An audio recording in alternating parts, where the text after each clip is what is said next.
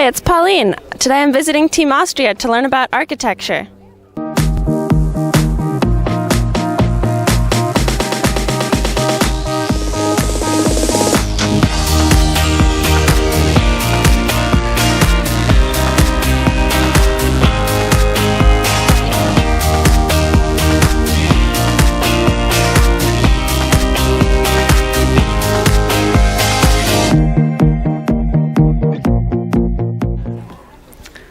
I'm here with Philipp from Team Austria.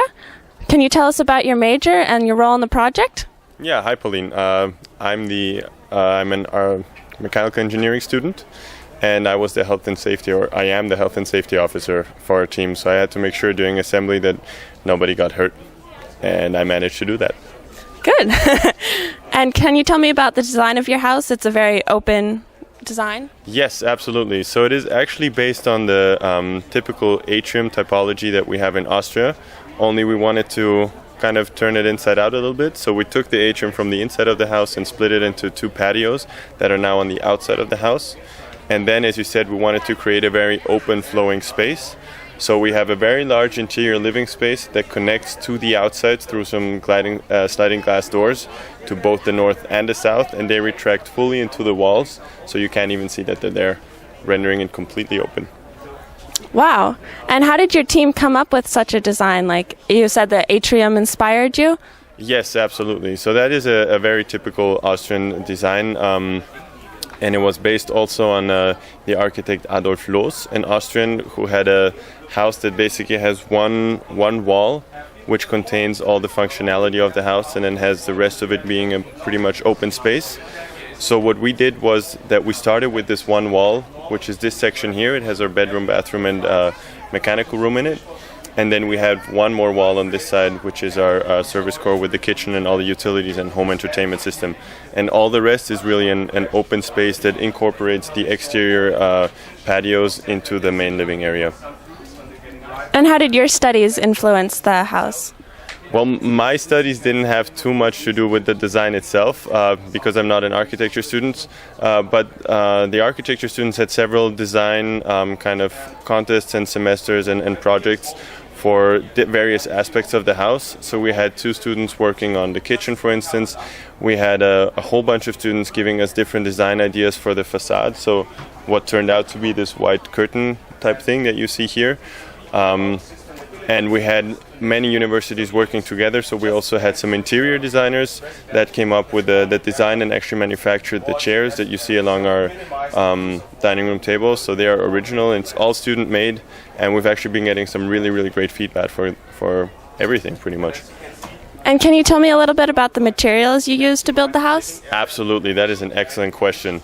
Since Austria, almost half of our country is forested, and we have an extremely sustainable timber industry. For us, it was an obvious material to go with, to use wood, and we used wood for pretty much everything. So you can see the floor, the ceilings, the walls, everything is wood. We have a lot of different types. Right now we're standing on oak. Here on the exterior deck we have a hardwood oak floor on the inside as well. We have pine up on the ceiling. We have a thermally treated ash, which is this dark one you see back here, which has a double function of, for one, being very fire resistant, but most importantly being extremely durable and weather resistant, because we do use it on the exterior as well as the interior, and that way we don't have any break in coloring if because there's no fading taking place. And that does not need to be treated in any way. That just stays like that. And what about the curtain? The curtain, yes, another great question. The curtain is meant to represent, since the house is supposed to have it actually does have a very natural feel because of all the wooden materials. We based our concept on the tree. So we have the house, feeling like a tree. We used all different parts. We have some chopped bark paneling on the bedroom and bathroom as well. And then we wanted to be able to adapt to the seasons, much like a tree does. So in summertime, when it's very hot, you want to get some shade. You can close this up, much like it is now, and you can see you get some shade. It still lets a little bit of a breeze through. You can cool down. And then in wintertime, when a tree typically loses all its leaves, you open it up completely, allowing the sun to shine into your living space, and you increase your solar gains, reduce your heating loads, and make sure you're nice and cozy in your living room. Wow. And what material is the curtain made of? The curtain is made of a recycled polyester that is typically used for flags. As it is not very usual to have the curtain on the outside of the house as opposed to the inside, we wanted to make sure we find a material that really holds up to the weather, and we worked with several different companies until we found this one. We tested it back in Austria also when it was still snowing. As you can see it's still bright and shiny and white, and it's held up really well, even to the Santa and the winds the last 2 days, so we're really happy with the way it's been working.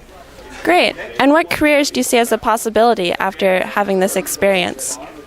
Well, I myself, I'm still an undergrad, so I still want to do a master's, something in energy management, but it definitely has influenced me in the sense that I know for certain that I want to do something with sustainable and renewable energies.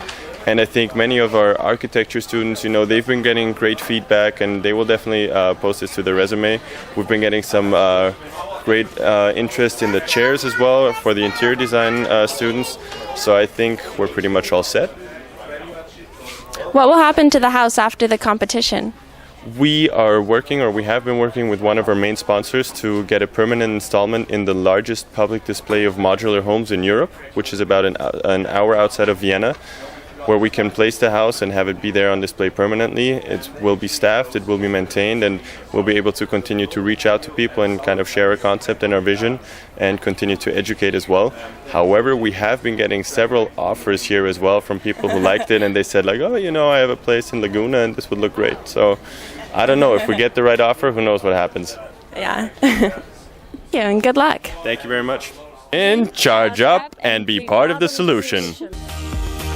Join us for the next episodes of Watt Trekker. Use the link below to sign up for a chance to win prizes and to be notified when our next episode is available online.